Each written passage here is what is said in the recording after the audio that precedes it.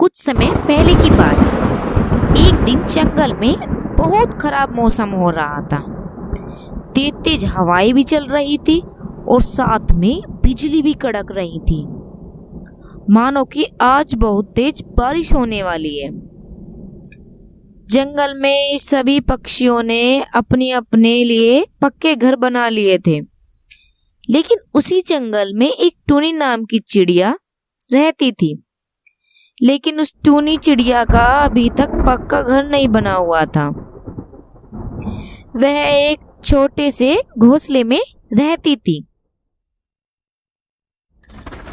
वह इस मौसम को देखकर बहुत परेशान होती है और बोलती है, हे भगवान, मैंने तो अभी तक लकड़ी का जुगाड़ भी नहीं किया है, ना ही घर बनाया है, और आज मौसम कितना खराब हो रहा है। लगता है जैसे अभी तेज बारिश होने वाली हो। अगर ऐसा हुआ तो मैं तो बीमार हो जाऊंगी उस तेज बारिश में, और सारी की सारी भीग भी जाऊंगी। हाँ, मैं क्या करूं? और तभी थोड़ी देर में हल्की हल्की बारिश होने लगती है। हे भगवान, मैं तो कह ही रही थी, इतने में तूने बारिश भी शुरू कर दी। हे भगवान, ये बारिश की बूंदें कितनी ठंडी है और हवा भी कितनी ठंडी ठंडी चल रही है। अगर ये बूंद लगातार ऐसी पड़ती रहेगी, मैं तो बीमार हो जाऊंगी। कुछ तो करना पड़ेगा। अब मुझे इस बूंद से बचने के लिए क्या करूं? सोचती हूँ कुछ। और फिर टूनी चिड़िया बारिश से बचने के लिए अपने घोंसले से उड़ जाती है और पक्के घर की तलाश में निकल जाती है। वह इधर उधर घूमती रहती है। तभी थोड़ी देर बाद टूनी को एक पत्तों का कच्चा घर मिल जाता है। जब ही टूनी बोलती है, हे भगवान, चलो आज का तो काम बन गया मेरा। आज रात के लिए मैं इसमें काम चला लूँगी। अब मैं आराम कर लेती हूँ। भगवान, तुम्हारा बहुत बहुत शुक्रिया कि तुमने मुझे ये कच्चा घर ही दे दिया रात रात के लिए। अब जो होगा, कल सुबह उठकर सबसे पहले मैं लकड़ियों का इंतजाम करूँगी और उन्हें इकट्ठा करूँगी, और फिर उनसे अपना पक्का घर बनाऊँगी ताकि मुझे कोई परेशानी ना हो। कितनी आंधी आए, कितनी तूफान आए, फिर टूनी आराम से सो जाती है उस पत्तों वाले घर में। और जब आधी रात हो जाती है तो और तेज तेज हवा चलने लगती है, और हवा चली रही थी। तभी एक तेज तूफान आता है और पत्ते वाला घर टूट जाता है, और टूनी चिड़िया तभी फिर से भीग जाती है और उठ के बैठ जाती है। हे भगवान, आज क्या करके रहोगे तुम मेरे साथ? तुम ऐसा क्यों कर रही हो? मुझे तो कुछ समझ ही नहीं आ रहा। मेरे ऊपर थोड़ा रहम तो कर लो। बेचारी टूनी रोते हुए अपने पड़ोसियों के पास जाती है और उनसे मदद मांगती है।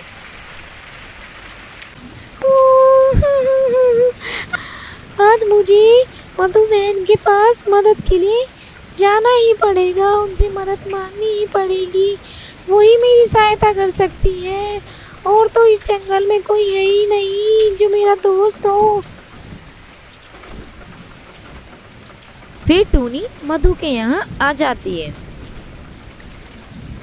मधु बहन, ओ मधु बहन, मेरी सहायता करो, मैं बहुत समस्या में हूँ।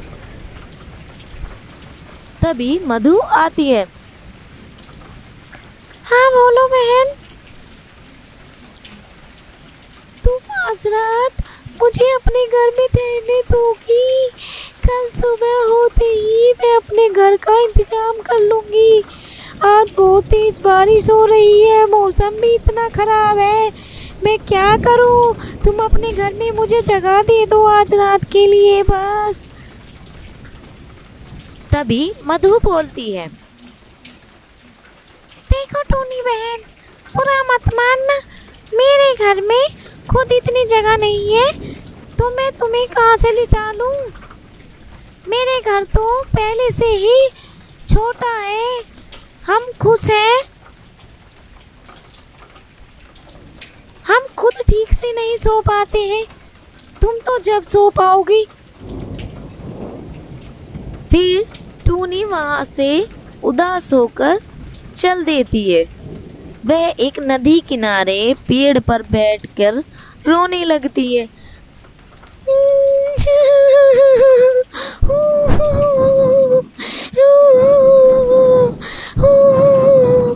आज मेरी मृत्यु निश्चित लिखी है, आज मैं इस बारिश में मर ही जाऊंगी, मुझे तो ऐसा ही लगता है।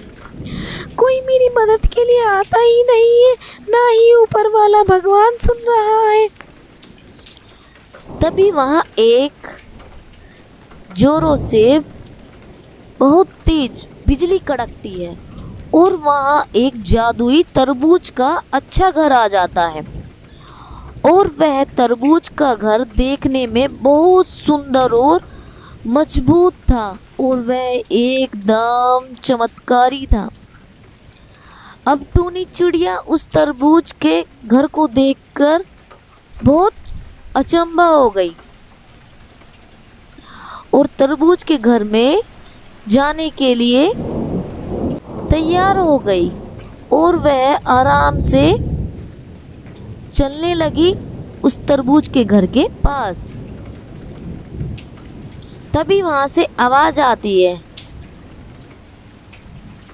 अरे चिड़िया, तुम घबराओ नहीं, तुम इस घर में रह सकती हो, ये तुम्हारे लिए ही है, आ जाओ, तुम इसमें रहो, तुम्हें कोई दिक्कत नहीं होगी, तुम्हें हर चीज़ यहाँ मिलेगी।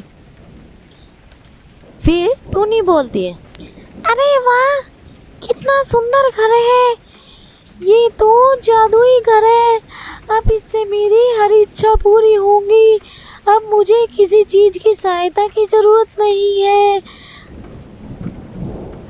फिर टूनी चिड़िया उस तरबूज घर में अंदर चली जाती है और वह बहुत खुश थी, क्योंकि वो जादुई तरबूज घर खूब बड़ा था और उसमें हर चीज़ थी, टूनी को किसी चीज़ की कमी भी नहीं हो रही थी। अब वह अपनी ज़िंदगी में बहुत खुश थी। दोस्तों, आपको यह वीडियो अच्छी लगी हो तो प्लीज़ इस वीडियो को लाइक करना और अपने दोस्तों के साथ ज़्यादा से ज़्यादा शेयर करना और इस चैनल को सब्सक्राइब करना। मिलते हैं नई वीडियो में नई कहानी के साथ। धन्यवाद।